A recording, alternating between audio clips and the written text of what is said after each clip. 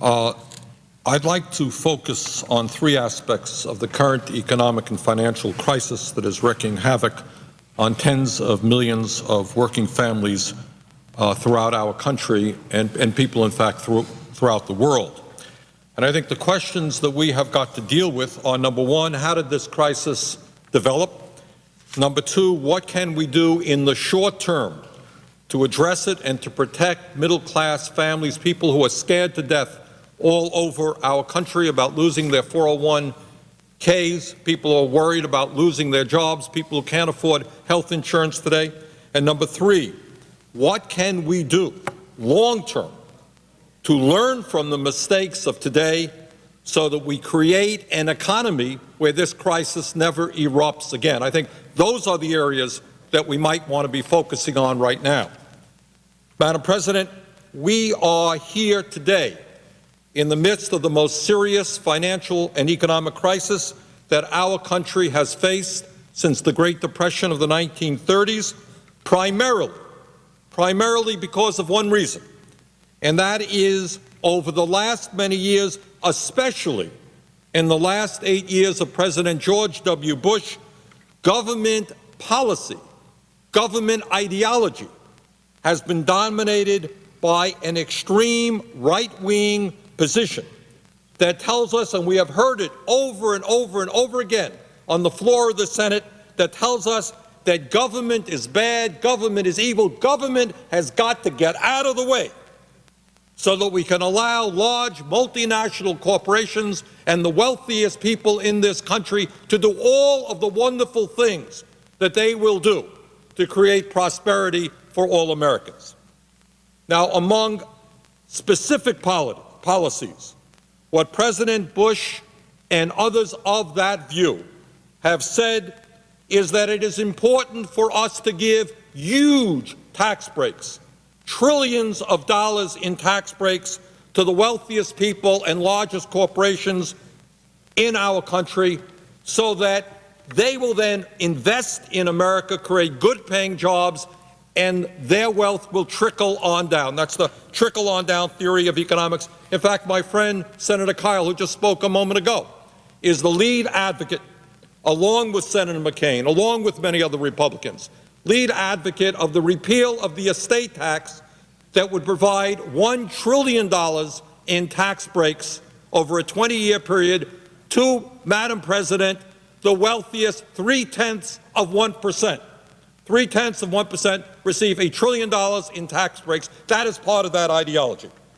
Further, what they have said is that we need to not worry about manufacturing in America, because what we should establish is a policy of unfettered free trade. We don't need tariffs.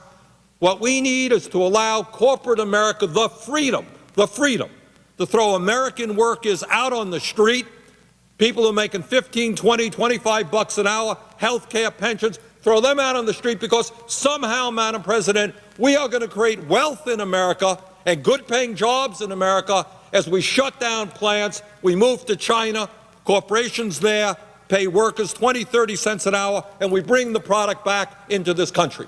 And anyone who goes shopping in a mall knows how difficult it is today to find the product made in America. But that is the philosophy, and I have to say in that regard, the champion, and he is honest on this one.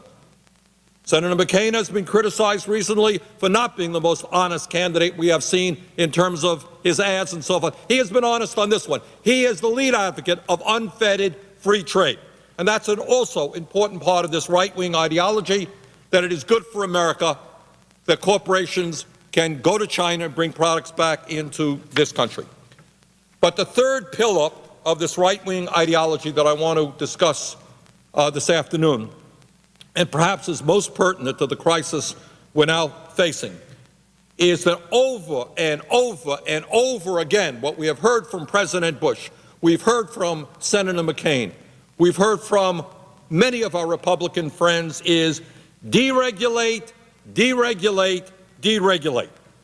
That the government has got to get out of the way so that Exxon Mobil and the other large multinational corporations can do all of the wonderful things that they will do to create wealth in America. I would just give you one humorous, it's not a major example, just a humorous example. All over this country, Madam President, parents who have little kids who play with toys have been worrying about the toys and the quality of the toys coming into this country.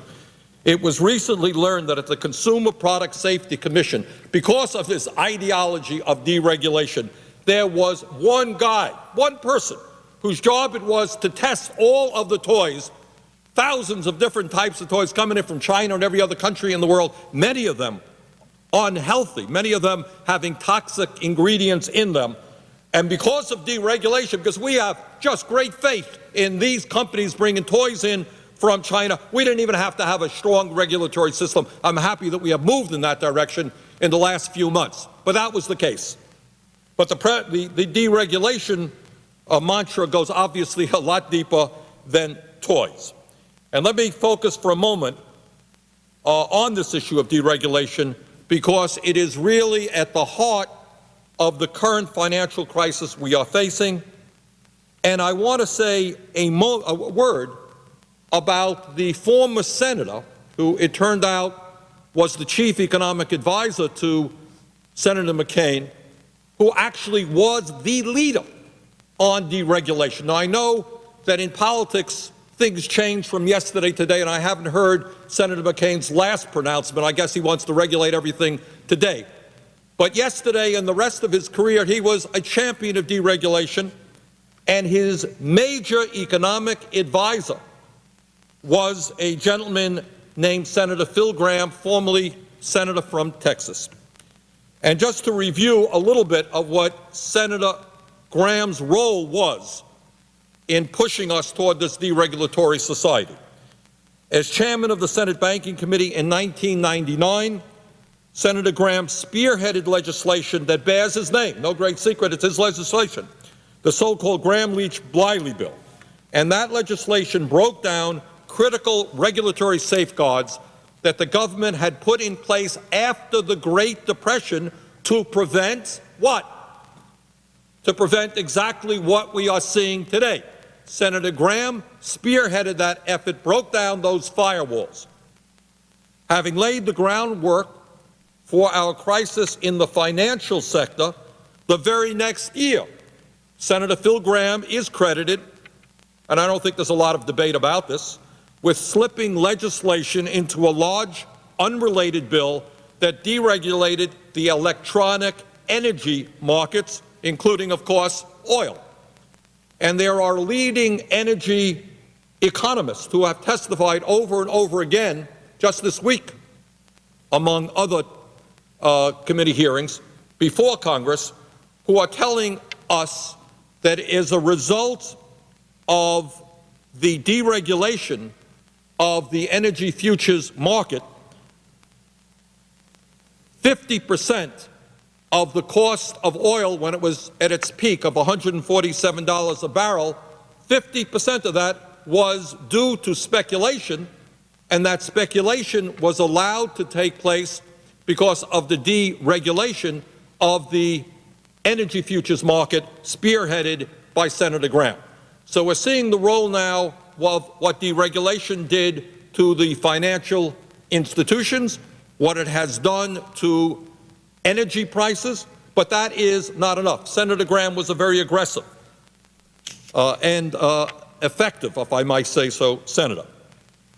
Madam President, as we all know, the federal government is in the process of nationalizing AIG and bailing them out to the tune of $85 billion, and AIG, as we all know, is the world's largest insurance company.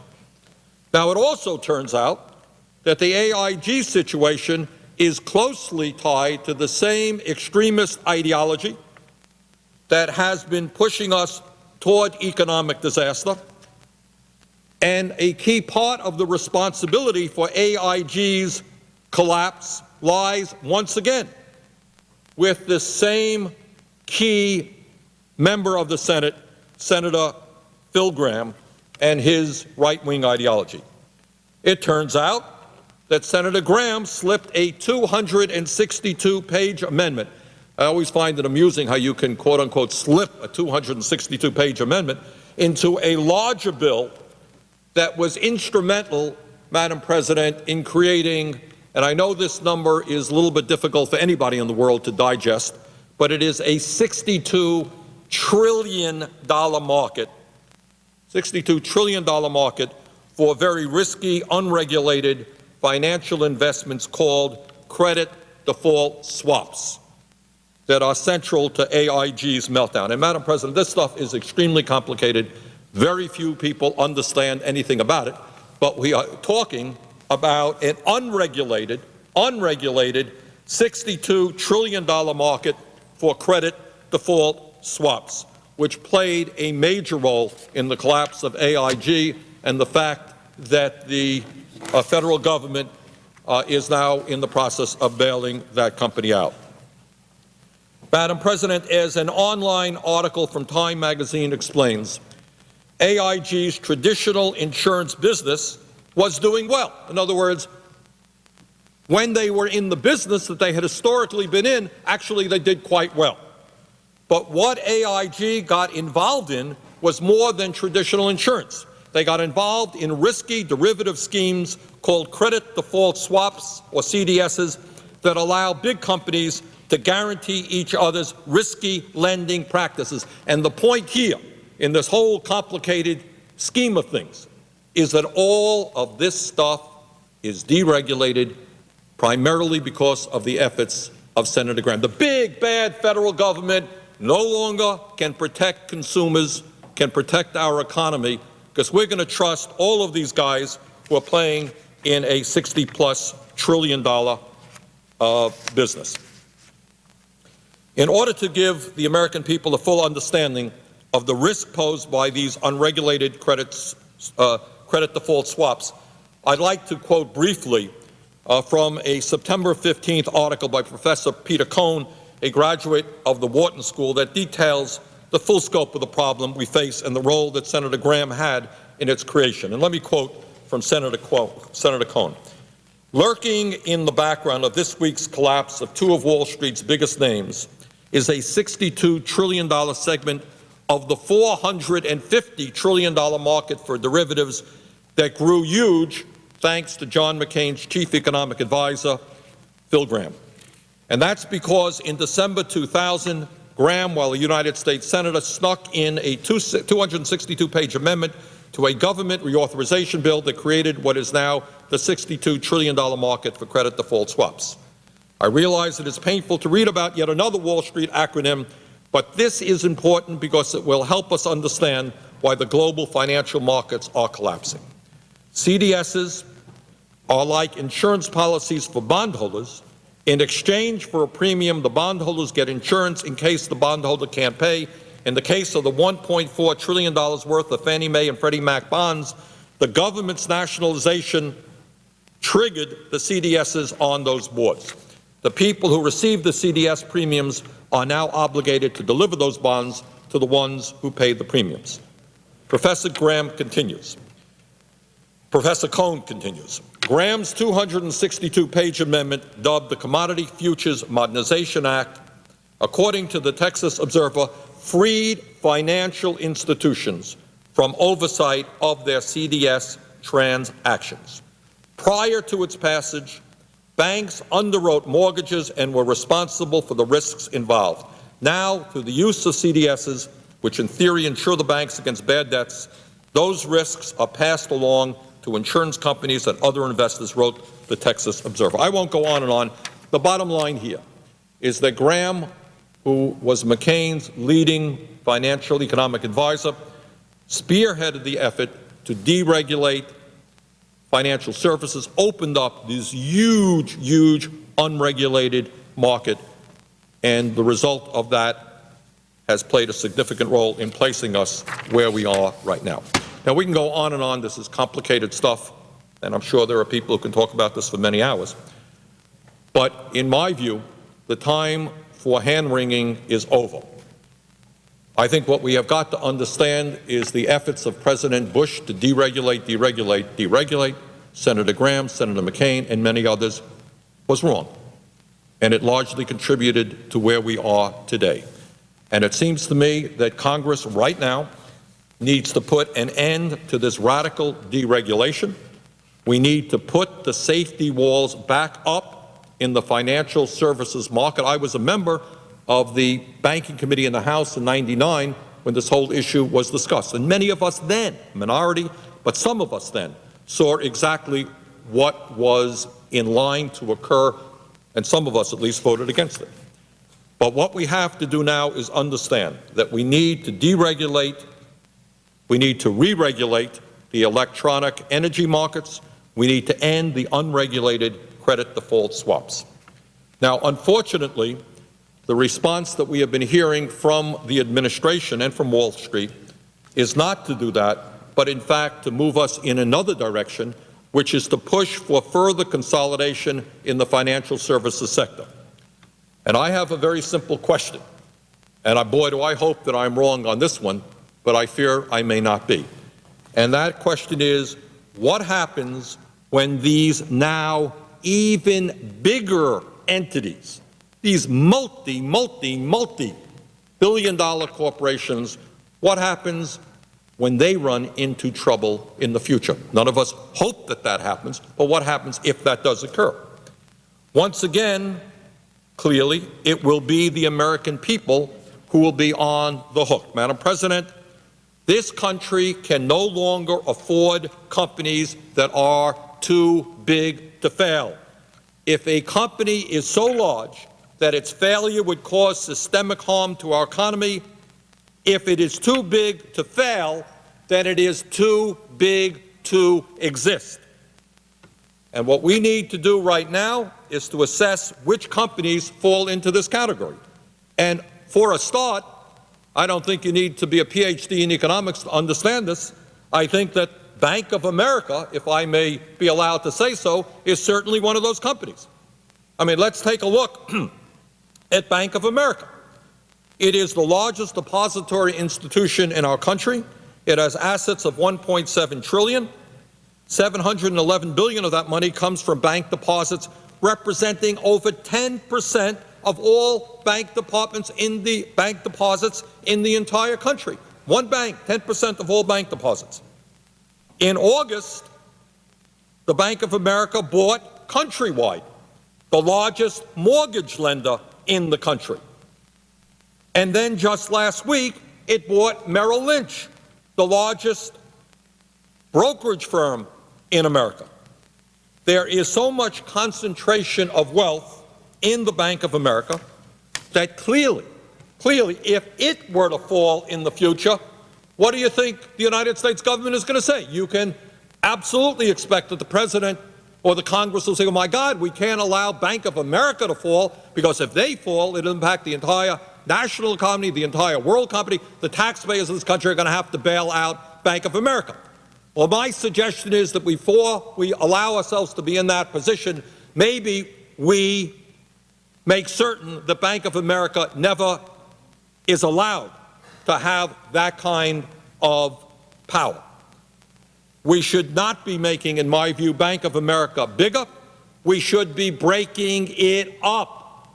We should start that process today. And we should be breaking up other large financial institutions that are too big to fail. Finally, in terms of dealing with this unfolding disaster, Madam President, we need to make certain that working Americans, the middle class of this country, is not asked to foot the bill for the current economic crisis that was brought to us by these large multinationals. If the economic calamity requires a federal bailout, it should be paid for by those people who actually benefited from the reckless behavior of people empowered by the extreme economic views of Senator Graham, President Bush, and Senator McCain. Now, Madam President, right now, today, the wealthiest 0.1% earns more income than the bottom 50%, and that gap between the very rich and everybody else is going wider, and we have the dubious distinction of having by far the most unequal distribution of income in the world, and on top of that, the richest 1% owns more wealth than the bottom 90%. the wealthiest 400 Americans, this is really a startling figure that, for obvious reasons, people don't talk about too much, but this is really quite amazing. The wealthiest 400 Americans in this country have not only seen their incomes double, but their net worth has increased by $670 billion since President Bush has been in office.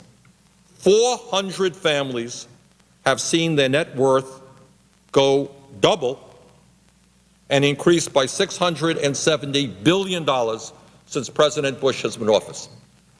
Amazingly, the wealthiest 400 families in our country are now worth over $1.5 trillion. 400 families.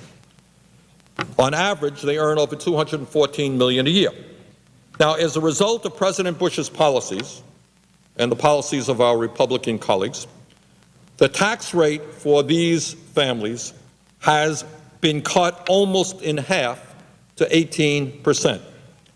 Amazingly, and this is clearly a national disgrace, the wealthiest 400 families pay a much lower tax rate than most police officers do, than nurses do, than teachers do, than firefighters do. Now, what does this say about us as a nation, or about our politics, or the power of the wealthy over government, when the middle class is paying a greater percentage of their income, a middle class which is in decline, a middle class where millions of workers have seen a reduction in their wages, and yet they are paying a higher percentage of their income and taxes than the very richest people in America. Madam President, it is this very small segment of our population who have made out like bandits, frankly, during the Bush administration. In my view, we need an emergency surtax on those at the very top to pay for any losses the federal government suffers as a result of efforts to shore up the economy.